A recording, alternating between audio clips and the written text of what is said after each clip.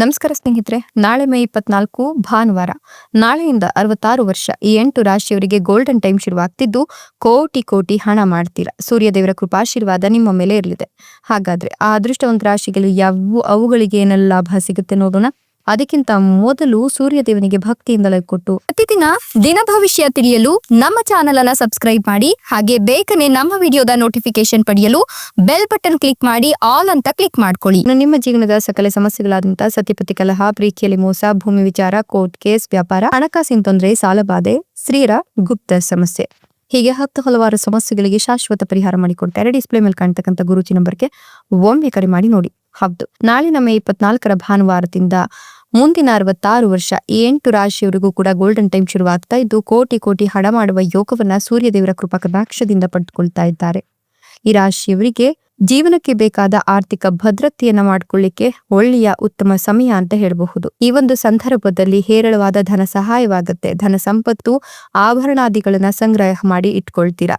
ನೀವು ಕೈಗೊಂಡ ಕಾರ್ಯಗಳಲ್ಲಿ ಸಫಲತೆ ಲಭಿಸುತ್ತೆ ಅಂತ ಹೇಳಬಹುದು. ಯಶಸ್ಸು, ಪ್ರಗತಿ, ಜನಮನ್ನಣೆಯನ್ನ ಈ ಒಂದು ಸಂದರ್ಭದಲ್ಲಿ ನೀವು ಬೆಳೆಸ್ತಾ ಹೋಗ್ತೀರಾ. ಆರೋಗ್ಯದಲ್ಲಿ ಸಾಕಷ್ಟು ವೃದ್ಧಿಯನ್ನ ಈ ಸಂದರ್ಭದಲ್ಲಿ ಕಾಣ್ತಾ ಹೋಗ್ತೀರಾ ಅಂತ ಹೇಳಬಹುದು. ದಾಂಪತ್ಯ ಜೀವನ ತೃಪ್ತಿಕರವಾಗಿರುತ್ತೆ. ಪಾಲುಗಾರಿಕೆ ವ್ಯವಹಾರಗಳಲ್ಲಿ ಗಣನೀಯ ಪ್ರಗತಿಯನ್ನ ಸಾಧಿಸ್ತೀರಾ. ಅನಿರೀಕ್ಷಿತ ಧನಾಗಮನ ಕೂಡ ಆಗತ್ತೆ. ಆಸ್ತಿ ಸಂಚಯನವಾದ್ರೂ ಪರಿಶೀಲನೆಯ ಅಗತ್ಯ ತುಂಬಾ ಕಾಡುತ್ತೆ. ಬಂಧು ಮಿತ್ರರೊಂದಿಗೆ ಎಚ್ಚರಿಕೆಯ ನಡೆ ಇದ್ರೆ ತುಂಬಾನೇ ಒಳಿತಾಗತ್ತೆ. ಆಸೆ ಆಕಾಂಕ್ಷೆಗಳು ಅಧಿಕವಾಗಿ ಪರಿಶ್ರಮದ ಕೊರತೆ ನಿಮ್ಮನ್ನ ಕಾಡಬಹುದು. ಹೀಗಾಗಿ ಆಸೆ ಆಕಾಂಕ್ಷೆಗಳಿಗೆ ಬಲಿಯಾಗೋಕ್ ಹೋಗ್ಬೇಡಿ. ಭೂಮಿ ಆಸ್ತಿ ವ್ಯವಹಾರಗಳಲ್ಲಿ ಒತ್ತಡ ಹೆಚ್ಚಾಗತ್ತೆ. ಸಾಧ್ಯವಾದಷ್ಟು ಒತ್ತಡವನ್ನ ಕಡಿಮೆ ಮಾಡ್ಕೊಳ್ಳಿ. ಈ ಒಂದು ಸಂದರ್ಭದಲ್ಲಿ ಸಾಂಸಾರಿಕ ಸುಖಕ್ಕೆ ಹೆಚ್ಚಿನ ಗಮನವನ್ನ ನೀವು ಕೊಡ್ತಾ ಹೋಗ್ತೀರಾ. ಸಾಧ್ಯವಾದಷ್ಟು ಅನಗತ್ಯ ಚರ್ಚೆಗೆ ಅವಕಾಶವನ್ನ ನೀಡೋಕ್ ಹೋಗ್ಬೇಡಿ. ಪ್ರಯಾಣದಲ್ಲಿ ಅಡಚಣೆ ಉಂಟಾಗತ್ತೆ. ಪ್ರಯಾಣವನ್ನ ಮಾಡ್ತಕ್ಕಂಥ ಸಂದರ್ಭದಲ್ಲಿ ಸ್ವಲ್ಪ ಲಿಗವನ್ನ ವಹಿಸಿ. ಕಳೆದು ಹೋದ ವಸ್ತುಗಳನ್ನ ಸಂಗ್ರಹ ಮಾಡ್ಲಿಕ್ಕೆ ಪ್ರಯತ್ನವನ್ನ ಮಾಡಿದ್ರೆ ಖಂಡಿತವಾಗಿಯೂ ಕೂಡ ಆ ಕಳೆದು ಹೋದಂತಹ ವಸ್ತು ನಿಮ್ಮ ಕೈ ಸೇರುತ್ತೆ. ವಿದ್ಯಾರ್ಥಿಗಳಿಗೆ ಈ ಒಂದು ಸಂದರ್ಭದಲ್ಲಿ ಒಳ್ಳೆಯ ಜ್ಞಾನ ಲಭ್ಯವಾಗತ್ತೆ. ಭೂಮಿ, ವಾಹನ, ಆಸ್ತಿ ವೃದ್ಧಿ ಆಗ್ತಾ ಹೋಗುತ್ತೆ. ವಿದ್ಯೆ, ಜ್ಞಾನ, ನಾಯಕತ್ವ ಎಲ್ಲದರಲ್ಲೂ ಕೂಡ ಪ್ರಶಂಸೆಯನ್ನ ಪಡ್ಕೊಳ್ತೀರಾ. ಆರ್ಥಿಕ ಪ್ರಗತಿ ಆಗತ್ತೆ. ಕುಟುಂಬದಲ್ಲಿ ಸುಖ ಇರುತ್ತೆ ಇತ್ಯಾದಿ ಶುಭ ಫಲಗಳು ಕೂಡ ಸಿಗ್ತಾ ಹೋಗುತ್ತೆ. ವಿದ್ಯಾರ್ಥಿನಿಗಾಗಿ ಸ್ಥಾನ ಪಲ್ಲಟವಾಗುತ್ತೆ. ಅಂದ್ರೆ ಒಂದು ಸ್ಥಳದಿಂದ ಮತ್ತೊಂದು ಸ್ಥಳಕ್ಕೆ ಹೋಗಿ ಓದಬೇಕು ಅನ್ನೋ ನಿಮ್ಮ ಆಸೆ ಈ ಒಂದು ಸಂದರ್ಭದಲ್ಲಿ ಕೈಗೂಡುತ್ತೆ. ಆತ್ಮಸ್ಥೈರ್ಯ, ಮನಸ್ತೃಪ್ತಿ, ನಿರೀಕ್ಷಿತ ಸ್ಥಾನ, ಗೌರವ ಇತ್ಯಾದಿಗಳು ಕೂಡ ನಿಮ್ಮ ಜೀವನದಲ್ಲಿ ಸಿಗ್ತಾ ಹೋಗುತ್ತೆ.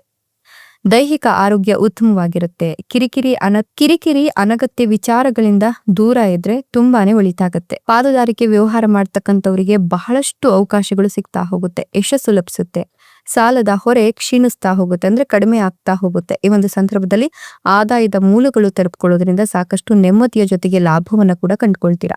ಇಷ್ಟೆಲ್ಲ ಲಾಭ ಮತ್ತು ಅದೃಷ್ಟವನ್ನು ಪಡಿತಿರ್ತಕ್ಕಂಥ ಅದೃಷ್ಟವಂತ ರಾಶಿಗಳು ಯಾವುವು ಅಂತ ನೋಡೋದಾದ್ರೆ ವೃಶ್ಚಿಕ ರಾಶಿ, ಧನು ರಾಶಿ, ಮೇಷ ರಾಶಿ, ಕುಂಭ ರಾಶಿ, ಕನ್ಯಾ ರಾಶಿ, ಕಟಕ ರಾಶಿ, ಮೀನ ರಾಶಿ, ತುಲಾ ರಾಶಿ. ಇವುಗಳಲ್ಲಿ ನಿಮ್ಮ ರಾಶಿ ಇದ್ದರೂ ಇಲ್ಲದಿದ್ದರೂ ಭಕ್ತಿಯಿಂದ ಓಂ ನಮೋ ಸೂರ್ಯದೇವಾಯ ಅಂತ ಕಮೆಂಟ್ ಮಾಡಿ. ಧನ್ಯವಾದಗಳು.